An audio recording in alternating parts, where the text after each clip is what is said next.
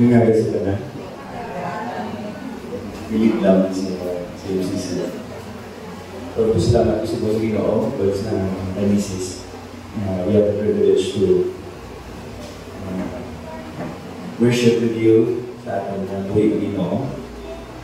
Sa pagsugod, pangamulit kita. Tuloy natin yung Ginoo sa pagpangkito sa mga Espiritu sa pagpag sa buhay niya. May naman wala ang Diyos ng bayaw kami yung mga kasalanan sa sinyo kay Ginoo. Sa pagkito sa amin sa sinyo walaya ang kami na makasimba kami sa Ginoo sa inyo sa Espiritu at matulungan. Kaya Diyos, ikaw lang ang humaya sa Panginoon. Humaya mo sa tabang sa mga bumati sa mga tulong. Hindi mo mga nagal sa pagkakalito. But sinip sa mga kanikan, doon mga hatag sa amin sa paglaon, hatag sa amin sa direksyon, sa mga pagkatugang, sa mga paglabawanan mo sa sinunin sa mga paglabawanan.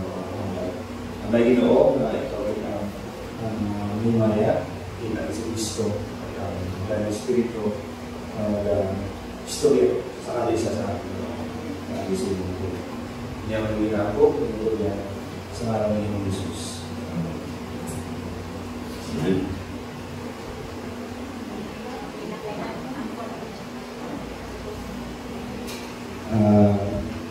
Kaya pasalamat ang ibigay sa Ginoo sa video sa kagapon na nakapupod kami sa mga TPS na culmination na nag-start na yung outreach sa Palibot and alam mo sa mga kabataan na nakasulod sa simbahan pati ni Jesus.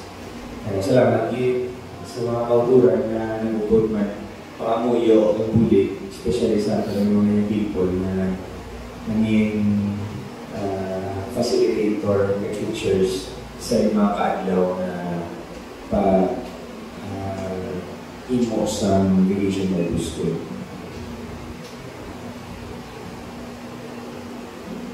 Sige. Ang atong wali is makita sa 1 John 1:4. If you have your Bibles with you,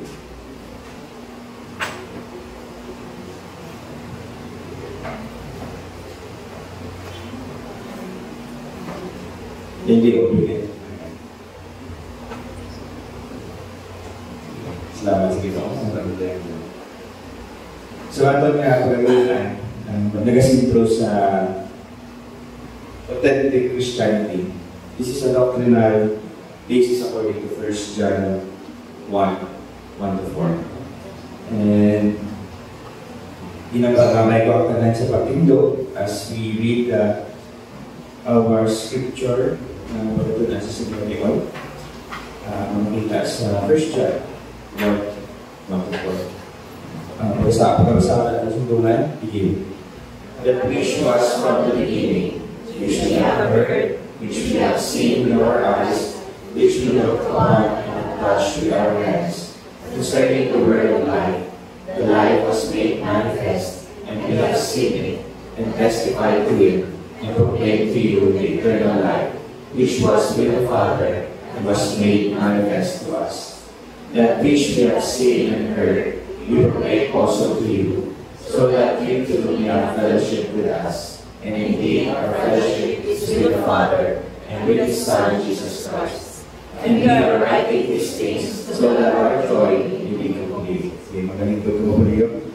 Kaya ako Ginoo sa atong mababasa sa ngayon kulang mga pagkatunan natin sa mga anak. And pakita din natin sa pagsugod sa sining versikulo.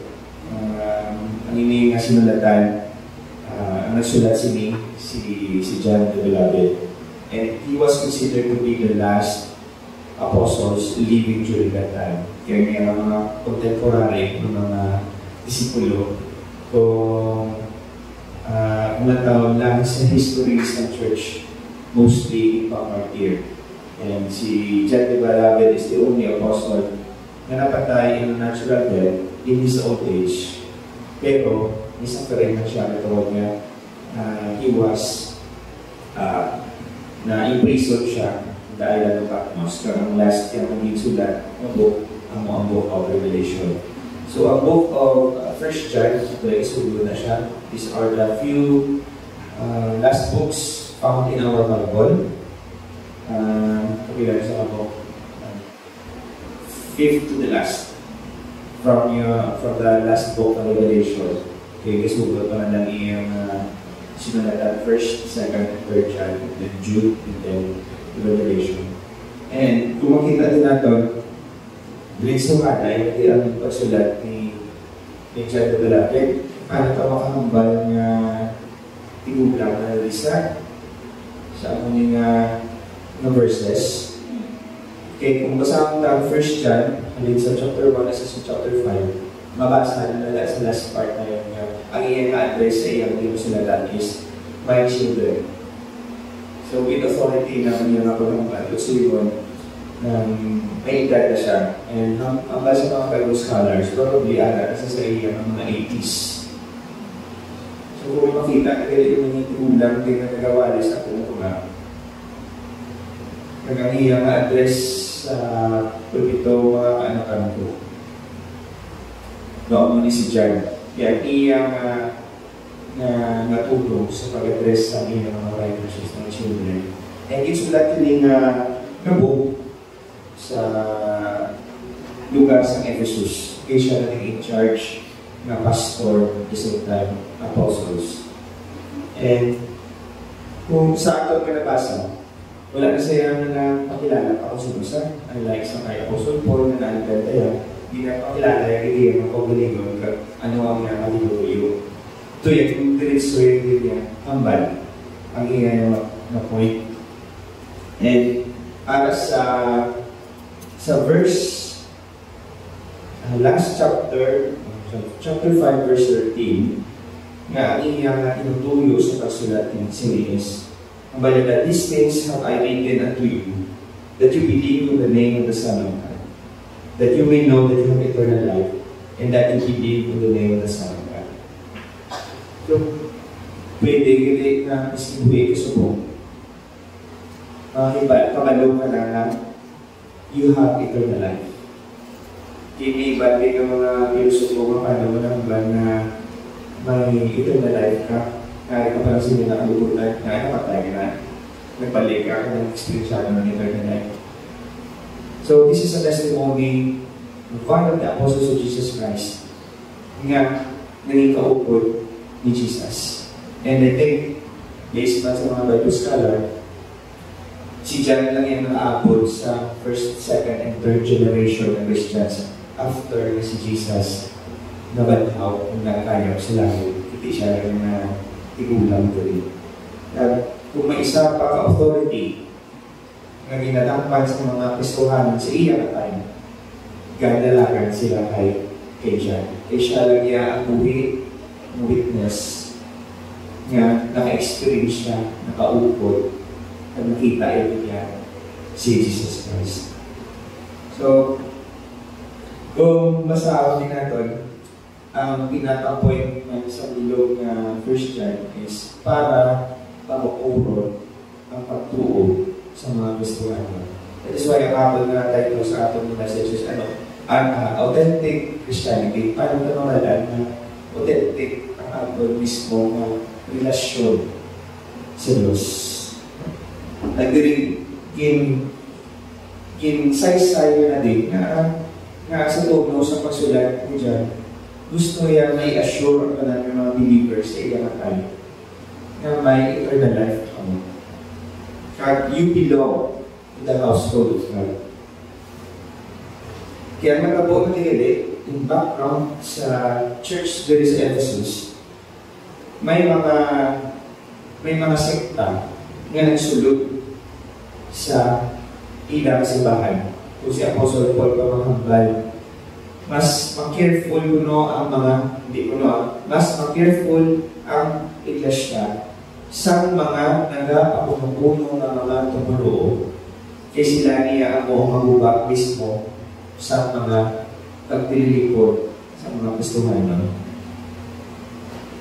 Pag sinuni sila ng mga grupo, sila niya ang mga ginatawag ng mga Docetism or Gnostic ng mga believers.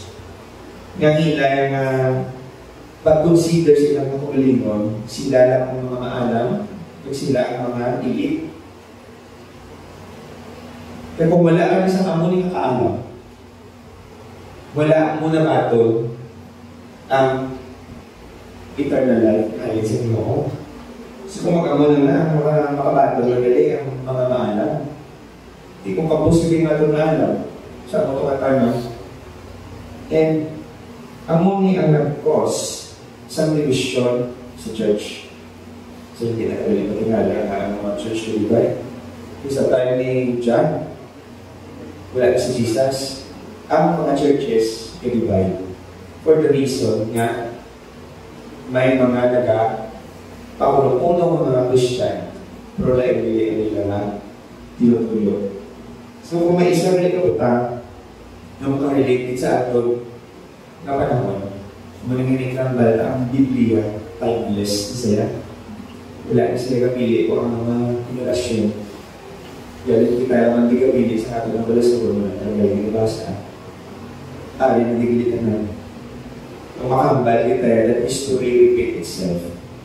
Siyempre, ato galit na sila, kung na-repeat na, history na to, so present niya to. But this is a great reminder to us that even in the churches nga na-establish na sa time ni Jesus or sa time ni John, nga na-divide.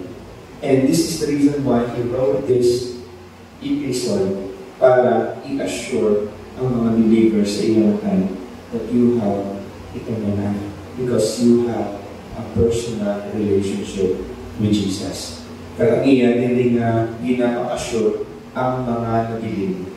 Kaya hanggang sa mga Bible scholar natunga na ganyan church sa among time.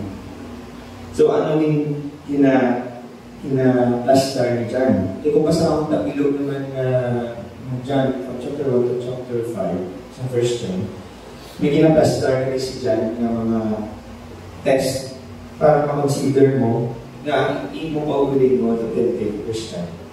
Kung i-labayan ka sa bilog. Number 1 yung ginakambal ni, di pa rin point ha, though general lang na flow kasama sa bilog ng 1 John. Ang first thing ina-emphasize din ni John is on the doctrinal test. Sakto wala ang mga doktrina. Muna nga gina-emphasize din sa palupit, dapat sakto ang doktrina ng ginatitugan niya pagkawali din sa puputo. Kaya kung hindi siya ang nag-make sa mga Christianity, kasi time ka break sa imo, kung hindi ang mobile yung imo nga pagtuluhan. Kaya pwede na niya sakto yung doktrina, that will also be, kaya hindi na niya sufficient na sakto ang pinatuhan ng doktrina, dapat mag-lead man sa imo na dapat sakto ba ng imo ng moral. Ang ato nga pinakabitan din ng commandment, loving God and loving others. So hindi lang niya ka-ichindita sa loving God na commandment, dapat makita siya sa ato mismo na kabuhi that will lead us sa ato ng moral test bilang Kristiyano na totoo maging ang commandment sa Ginoo ang loving God na makita mo sa inyo ang laro mo Ginoo. And thirdly, ginambal na ni Apostle John nga wala na niya na end sa moral test nga dapat ang imong pagkabuhi insakto sa mata sa Diyos at sa mata sa tao, but rather nagpunga ini nga ikaw dapat champion sa pag-ibugma. Ikaw may isa pa sa pinakabudlan o brown na ito, loving God, loving yourself, and loving others. Ang isa sa pamati sa ito, love your enemies. Sito wala sa aton makahambal na love na ako na kami enemy. wala pa ako ganyan kakita na, ginalibak na. Pagkakita mo pala sa layo, damo-damo ka na din yung sa mga lain. Kinakasala ka na. But here, John is clearly presenting to us how to make sure na authentic ang mga Christian. Doctrinal, right thinking, sa pulo sa Panginoon, that would change your moral, that eventually will lead you to be, sa mga social test, ang iyong relationship with other people. Okay, as I mentioned, ang in-cause sa mga mga super elite sa time dyan, na nag-divide ng church. Ito mo sila lang yan may kaalam, sila lang nga ang nag-apyot sa sikretong knowledge, nga sila na po noon mayabi pakadto sa linarira sa Diyos. Kung magamuna siya, kulimiyari naman sa ato. Kung hindi ka parte sa ina na iglesia, di ka luwas. Di mabalik na din sa Bible. Di lang tayo makuha na sa natunan sa subok. Kaya lain-lain lang siya manifest. That is why, kung may isa na nag-oppose sa false teaching, si John, kasama ng first John. Okay, kung lang tao na doon, nag-check mo ko sa internet, pila sa mga percentage sa mga atheists na wala, habal lang na wala, Diyos ang kalibutan. Kung mga agnostics sa ating time, comprise lang sila 7% sa world population. Actually, kung nabayan naman sila, ano ang mas dako? Ang mas nag-highlight nga sila lang yung aksakto nga reliyon at delikado na. And sadly, damo mga grupo hambal na sila lang yung sakto nga reliyon. Mas ina-highlight ang sakto nga reliyon kaysa sakto nga relasyon sa Diyos. Nga kung magkilita na ita, mas wala iyaga pag-ibabaw ang bugmas ng Diyos, kundi ang pagkasuperior mo nga ikaw na ngayon sakto. Yung pagkakagay nga holy at down, which lead you kung makambal at spiritual pride, hindi rin ang pride. Ito nga rin sa sala, kasi noong nag-project sa mga pamatasan, niya ating demonyo. Tawag nga si Satan, isang namian sa iyang posisyon. Gusto niya i-elevate ang iyang kumaling ng pariya sa Diyos. Hindi, counter sa mga anghel na rebuilding. Kaya mo na din, sa amin na sila nagbutan, no wonder na tungkol sa sala, which latangan sa aton, kada isa sa aton may ginatawag na spiritual pride. Kaya kung nang gina-workout natin, as we go along, ang mga anak na sa Ginoo, nilagyan po sa aton. Na bumambal na kani Lord, wala na po nakasala, kani Lord, focus na hindi sa pagigugma sa imo. But sadly, samtang arit na sa atong tauhan ng kalawas, hindi na siya 100% fulfill. Pero nangyayang hambal sa isang ka-picture na dapat kita ang mga gustuhan nun. Hindi iya hambal na sa pagiging seamless na ta, but rather nag-seam na ta less and less kaya nagkakalapit na ta sa imay at sa Ginoo, which I believe is true. Because we are being sanctified daily for the glory of God. So, ang question sa kung sa aton, nga pwede man natin mapamangkot sa aton na natiyon. So, what is an authentic Christian? Or what is an authentic Christianity? So, ilita mo sa first na point based sa aton yung scripture na pagkakunan is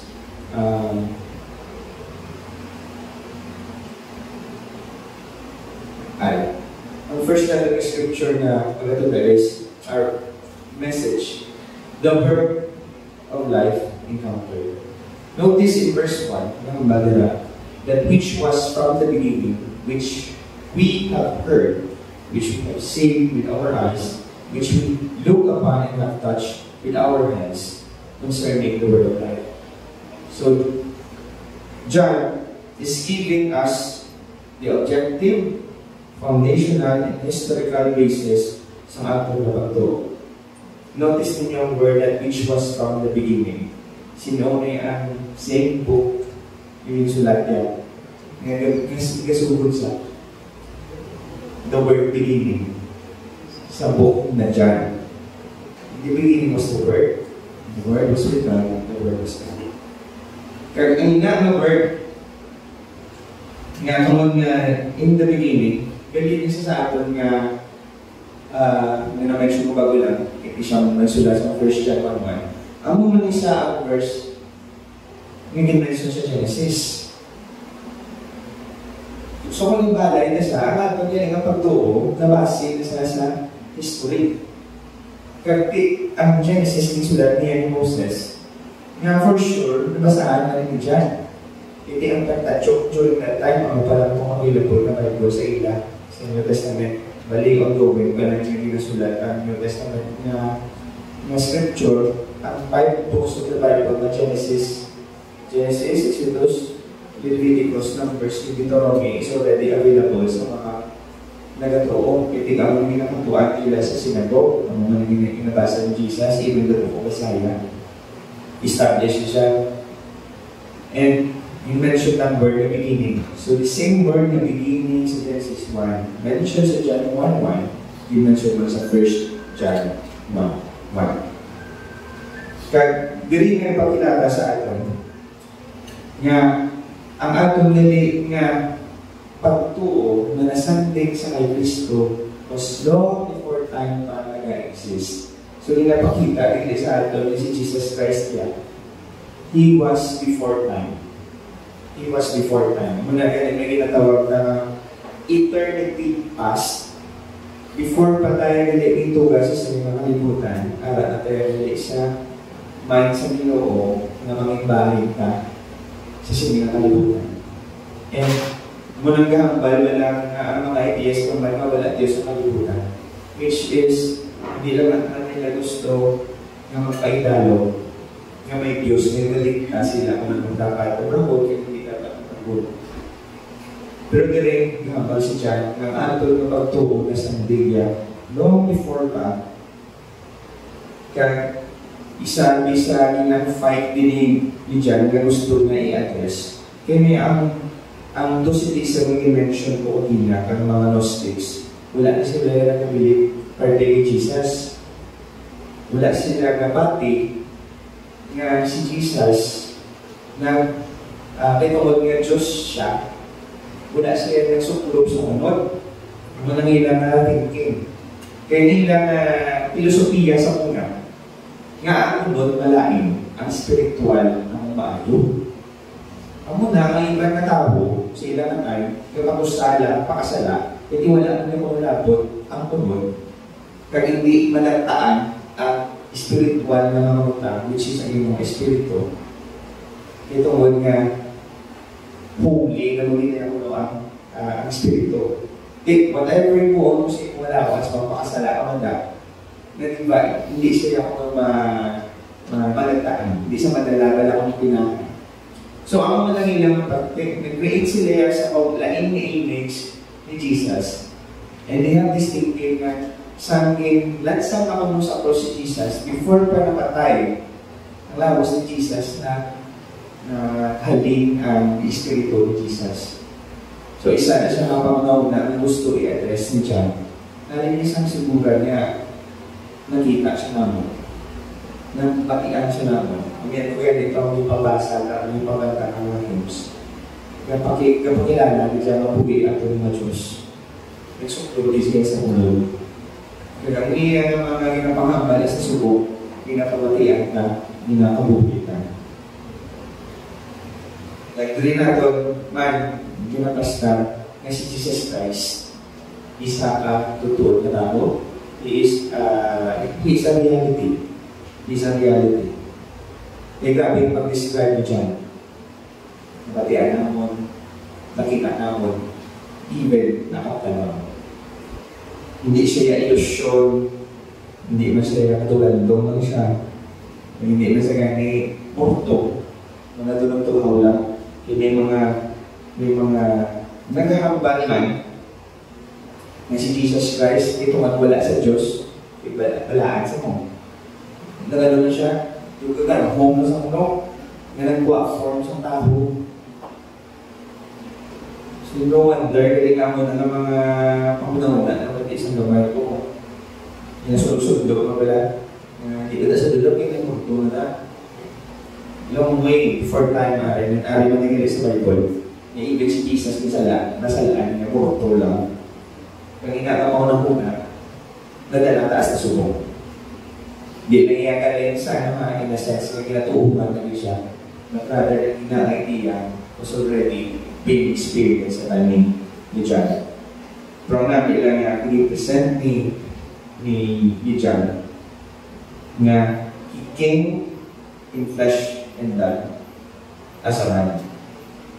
Therefore, this God Son, in flesh, and as I mentioned, ang pinaka-central na truth sa Christianity is Jesus, His deity, and His humanity. So, hindi na magawa ang atong kaugalingon ng mga Kristiyano kung wala kita na natuo nga si Kristo nanging Diyos at the same time nanging tao. Pag mag-debate ka na, hindi ako ang iyong doktrina. I do believe na this is also the stand sa Catholic Church. We believe in the Lord Jesus Christ na nagsuklong sa tunod at the same time wala iyang bayaan ang iyang pagka-Diyos nun nga attributes. So this was the word of life being encountered by Apostle John himself. Ikalawa, we can learn that the word of life is being experienced. Hanggang sa verse 2, the life was made manifest, and we have seen it, and testified to it, and proclaimed to you the eternal life, which was with the Father, and was made manifest to us. So, dali, kaduwang ginsulit ni John, we have seen it, bear witness, na siya ang eternal life na halin sa amay. May kina-address actually si John sa iyang na time, si Serentus, nga ilang na paglantaw sa kay Christ, spiritual entity na niya. Kasi mention din na ang iyang si Jesus may unod sa pero sa mag-suffer na siya naglakad na palayo. Pero din ipakita na He was made manifest. It means nga nagsuklob siya sa unod.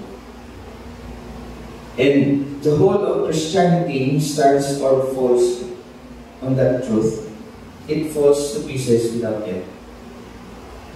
Ang kinahanglan ni maintindihan nga kinahanglan ni Jesus magsuklob sa unod.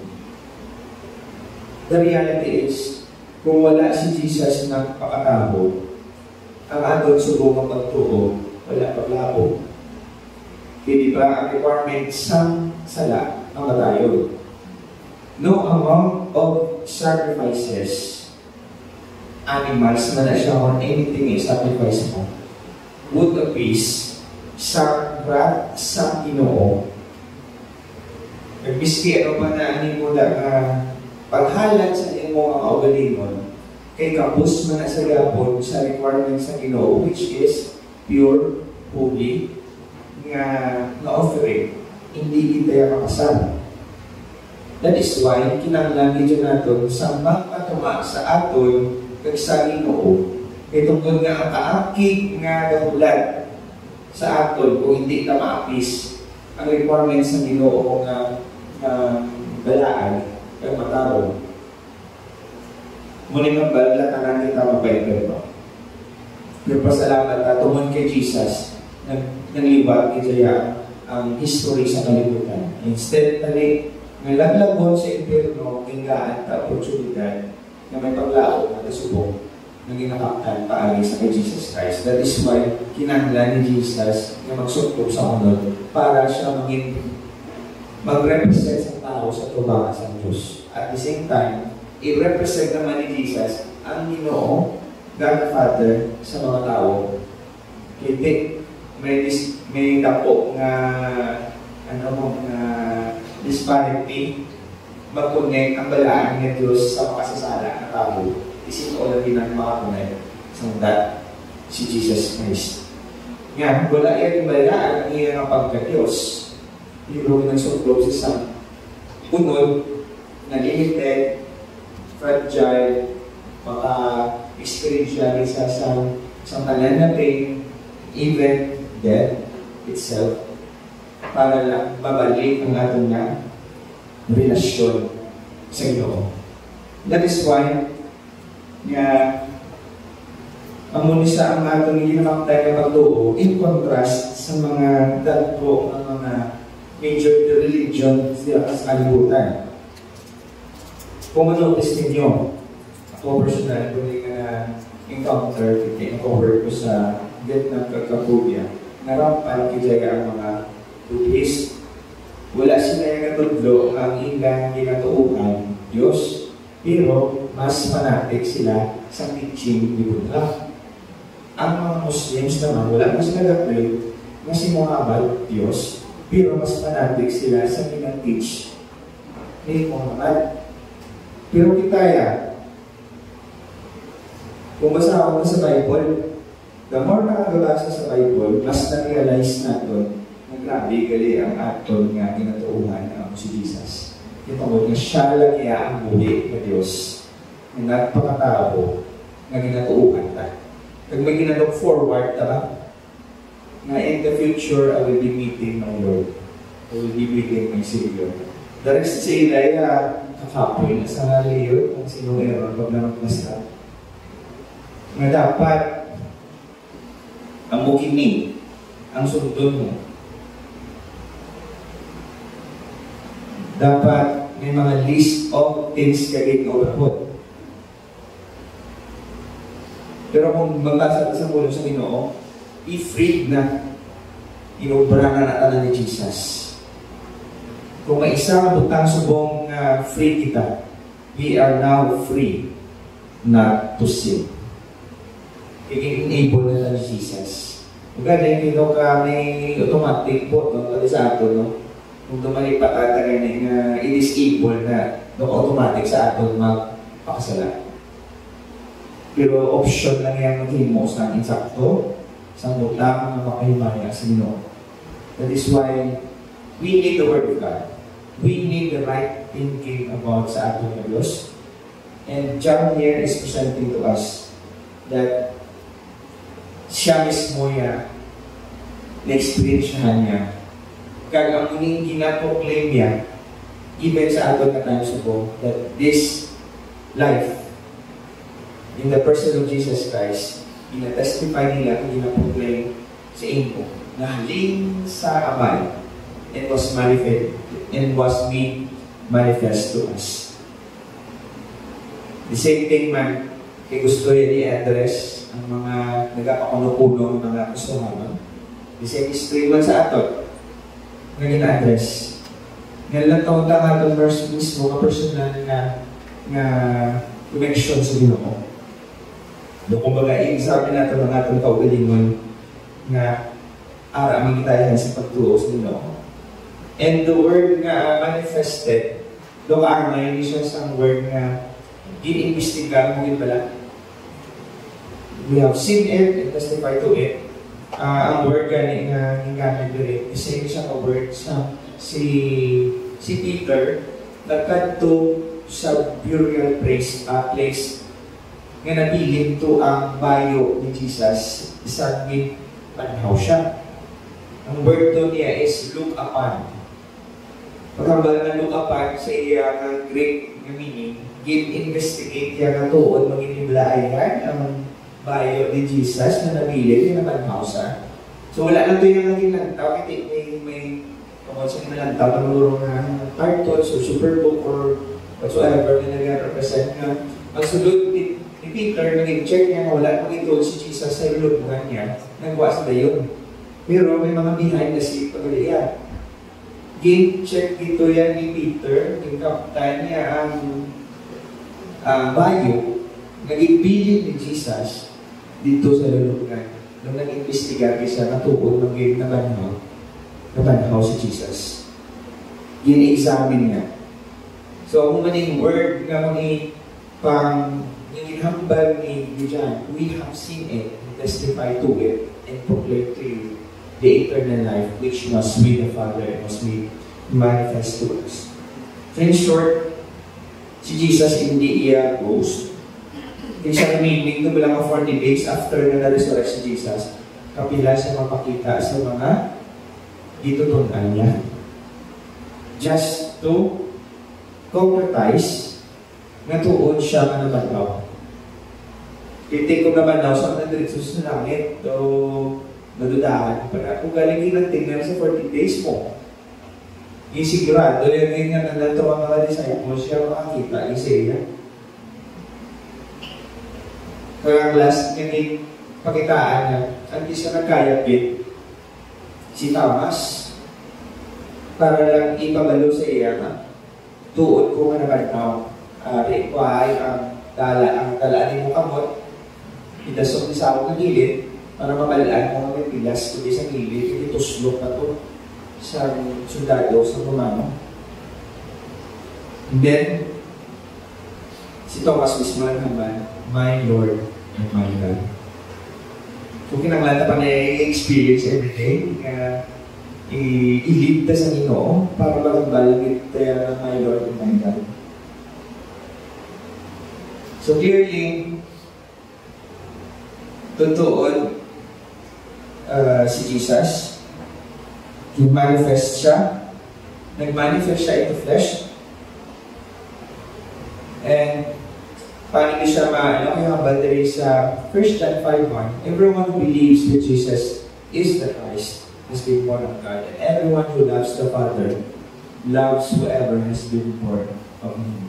The same na siya ng book he mentioned with John sa chapter 5 verse 1.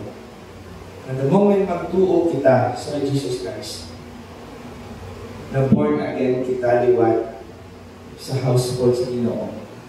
And whoever loves the Father loves whoever has been born of Him.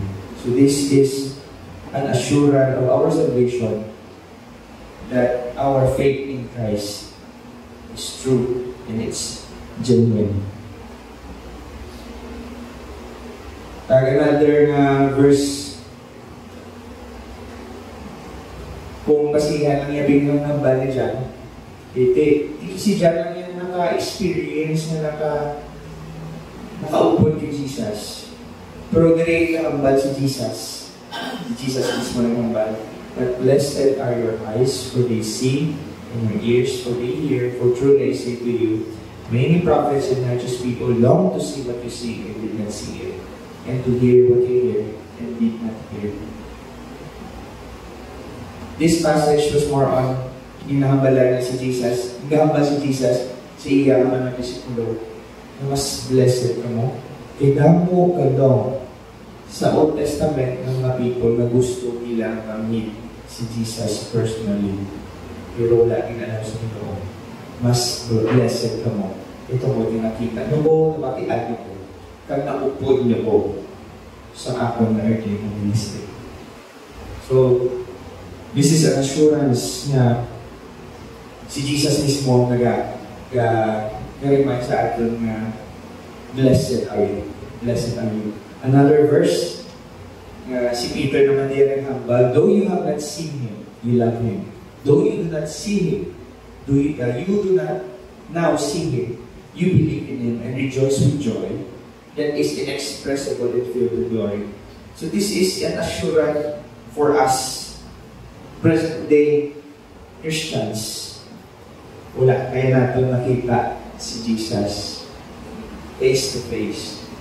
But we love Him because of what He has done in our lives. And we believe in Him and rejoice with joy that is inexpressible and filled with glory.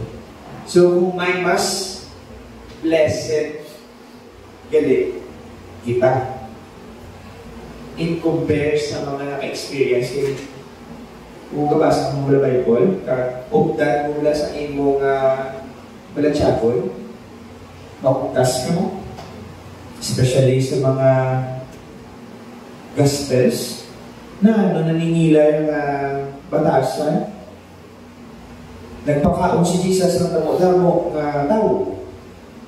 Sa ara sila sa Bible, lubaan pa sila.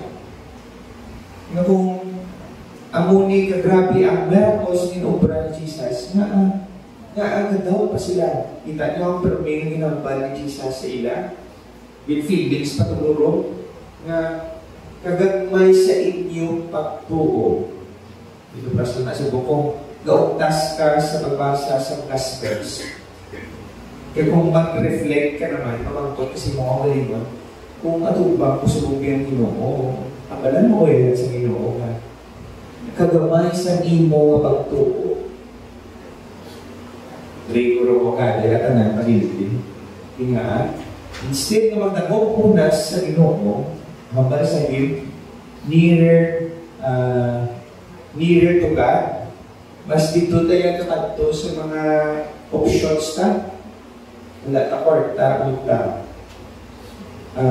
Wala ta buling nga sa piyak balay. Kung ano pa mapaminsaran nato. But rather, ang bulig ta is just one prayer away. Kag ano na sa actually ang root. Kasi may sa ato na pagtuo sa Diyos nga nag-ubra sa kalibutan. So, makonekta ng history itself. Yes. Kaya sa lahat nila, nasulit talang man sa subok. But be encouraged, mga utod sa Ginoo. Kaya ang atong na pagtuo sa kay Ginoo Jesus, mas palaan, or mas blessed na palaan. Mas blessed. Ito nga wala pa nato nakita si Jesus face to face. Pero we look forward na makita siya and ma-experience siya in flesh. And that makes us excited sa ating na mismo pagkabuhi. Okay? And this will lead us sa third na point, that the word of life expressed, hindi lang nga na-encounter kag na-experience, ito ang na-encounter, na-meet nila si Jesus, na-experience, nakita nila si Jesus kung paano siya mag-mingle sa katawan, but rather it is expressed.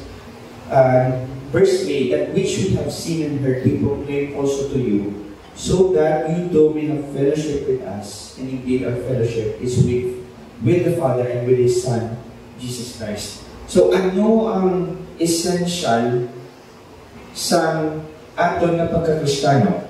Sa amuli na verse, saying that the word of life is being expressed. The word na gina-highlight is the word nga fellowship. And we have this notion na maghambal na fellowship to tipon-tipon, kaon-kaon, sadya-sadya. But the word fellowship dire, in a spiritual essence, the same man as ang kinabaloy na, tipon-tipon, kaon-kaon sa pulo sa Ginoo, pag sadya sa pulo sa Ginoo. It's, na ano lang sa galing mo, mo na sa parang na way to encourage the church na tingong fellowship.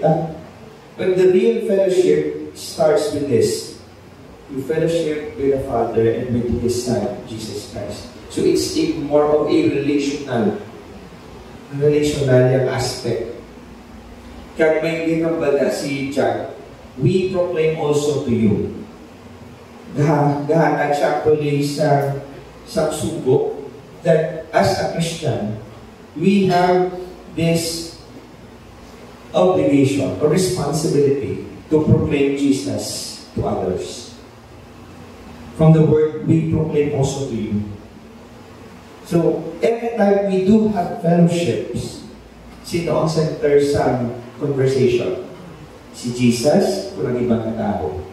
Si Jesus o kung ikaw or ako? Hindi ba? May mga buta mo, patingpon, ako. Kasi sino ang istoryahan? Nakasintro ba lang ang Jesus o kung sa iba? But this fellowship, ni-mention ni John, is more on a relational fellowship with God the Father and God the Son. That is why we've been encouraged man din sa ating church na continue sa ating Bible reading. Kumbaga, ma-devote kita sa ating personal devotions. Why? It's not enough to just come to church on Sunday, hype ka sa adlaw na Domingo, and low-bat ka na halid Monday to Saturday. Ito mo nga you missed to do your personal devotions. Hindi na matingala ang ating mga reaction, the way we handle things daily sa ating nakabuhi. Though hindi iya ang Kristohan nun. Though iya na yan sa mga di tumuluo. Ito mo, of a simple neglect. What is that neglect? Ang ating na personal devotion sa Ginoo. Which is true. Paano masanctify ang ating na pamisaron? Kaya ang nakatabo subong, mas nabombard kita sa contents ng social media, sa exposure natin sa mga mobile games, mobile app. Kumbaga, tanan-tanan kita may mga weakness. Sa namian mag-shopping, hindi ko na kinangalan pamol, Lazada lang or Shopee. Sa mga namian maghampang, hindi mo na kinangalan mag-walk sa balay para makagad hampang. Iskida na lang sa imo mga korto, tanan yung games mahampang mo. Sa mga gusto paliwaliwag, lumit ka tanan sa TV or may internet ka ba? Kompleto na, may Netflix na. So, ano ka mahalgid ang cable? So, kung lang sa iyong cellphone, ili ka pa. So, na yung may cable ka, batayan mo pa na dapat ang ni oras, kanamihan mo na natawag, ulatun mo din ang oras. Kung ano na siya, subong niya anytime na. Wala na boundaries, kundi wala na subong tulog. Kaya whatever madalang galingaw sa imo, nga ang tulog, mahal ka subong ang tulog, mahal. Ichutay na lang ang tao na natulog. Kaya mo na kapoy kisubong. Instead itulog na, kaya na may games. Pero kung masukuran, ganyan, bubrahot ka mga household chores, baka doon, kung allergy ang manubrahon sa balay, tapos kita. Ano na taguro. But anong point din gusto ko i-drive? If we spend time sa mga trivial na things, which wala man nagkaka-contribute sa ato nga pag-grow being a child of God, why not spend it time sa ipuyang Bible? Kaya wala kaya kasagad kung tanda na ta sa mga butang nga sa technology, for example. Pero ang ginalagdaw lang yan po niya sa Ginoo, kumusta yung imong relasyon sa ina. Hindi naman ang atong person hindi ni magpino kung ang gamiton ta ang technology. Doon, araw na sa technology, no? Research ka na, lasing ka. But we neglect the simple things. Prayer. Lasato niya pamamuyo na lang, magkaon. Kung magtulog ito, nagkapoy-kapoy na. Wala na lang. Iba ng amin, the next day, kapoy-kapoy man. So, si John, nag-present sa atin. Ang fellowship na din, should be daily walk with God. should be a daily walk with God. Paano ito makamba nag-walk kasi Ginoo? Kaya hindi naman makita ang Ginoo. Pag-ibilin na natin ang Bible. Kilala sa ato nga kapilano natin nabasa ang Bible. Halos nga hindi makatapos pa sa Bible. Wala na ganun, no? Mayang Ginoo, wala lang record lang na dapat everyday basa ang Bible. Pero kung gusto ko, yun na. Pero ginabawayan, di ba ka? But we praise God that God is giving us the opportunity to experience Him through our deeper fellowship with Him. So that kung magtipon today, ang tema sa ating istorya, nakaayos sa Ginoo, ang bugay sa Ginoo, ang goma sa Ginoo, ang ginobra sa Ginoo sa akin. Ang pagkamit sa Ginoo sa mga kabuhi, nung blessing mo sa iba ng tao. Na makita, yung may Diyos sa kalibutan. Hindi nga wala Diyos sa kalibutan. Hindi nga wala labog ang kalibutan. Isugon, yun ako, subong ang naka-experience ng mga tao nga wala na sa may nagalaw sa ilan. Paano man di ka lang ilang, hindi, araw sa mga kwarto, o dito ka sa magkakit sa imo cellphone. Na-neglect mo man ang imong personal na relasyon sa ibang tao. Wala tayo yung sugo sa Ginoo nga mag-tinero sa aton nga comfort zone, but rather ang sugo is sa Ginoo, go and make disciples. Go and make disciples. That is why in 1 Peter 1:8, "Balado yung nagsinip, for Christ also suffered once for the sin, for sins, the righteous for the unrighteous, that He might bring us to God, being put to death in the flesh, but made alive in the Spirit." So as we experience true fellowship with God, the more we walk with God, we are putting the flesh to death. So that wala ang Espiritu ang magpakikot sa atin and lead us to what God wants us to do. And as we have learned, another item or another thing you mentioned ni John about the word of God is being expressed. And this is ultimately sa verse 4, hindi sulatin ni, so that our joy may be complete. Wala ka malipay, wala kang joy. Kaya you are finding the source of joy to temporal things. Muna ka ba, ito ka boring. Dasig ka ma-bored. Pero kung ara ka balaya sa Ginoo, ara ka sa pinikuton sa Ginoo, ng taon ka. Ma-challenge ka mo. Pero makita mo nga, ang munili ang totoo na kalipay, makita mong iba na tao na nagatubo sa Ginoo, hindi niya mamayala. Ikaw mismo, gatubo man sa iyong mga kalipay sa Ginoo. Kaya ang ginamba ni Jesus, it is blessed to give than to receive. Because Jesus who said these words, siya mismo na nag-ubra, inhatag ang iyang mga para sa imo sa akin na maka-experience siya sa totoo ng joy. So the moment we deviate on these things, makabalik ang buhay at kabuhi. Ito wala na sa masambit sa puno sa Ginoo. That's why nga, hamba sa Psalm 16:11, di ba? Hamba sa Psalm, you make known to me the path of life. In your presence, there is fullness of joy. At your right hand are pleasures forevermore. Sino lang niya ang makapuno sa longing sa atong nakalat? Ang Ginoo. That is why i-highlight ko na yapon ang ato na personal devotion sa pulong sa Ginoo sa time na doon sa Ginoo is very important. If from there, you will be filled with God's presence and you will experience true joy. And you will be an encouragement to other people as well. The moment na kulang ka, duwala na kamutang. Either na maging problema ka or problema mo iba na tao. You will be a problem or you will find all things na problematic. Kaya kamon nga we find other things na hindi yan sa Ginoo. Ang bala din sa Hebrews 11:25, si Moses na din quote sa Hebrews na writer.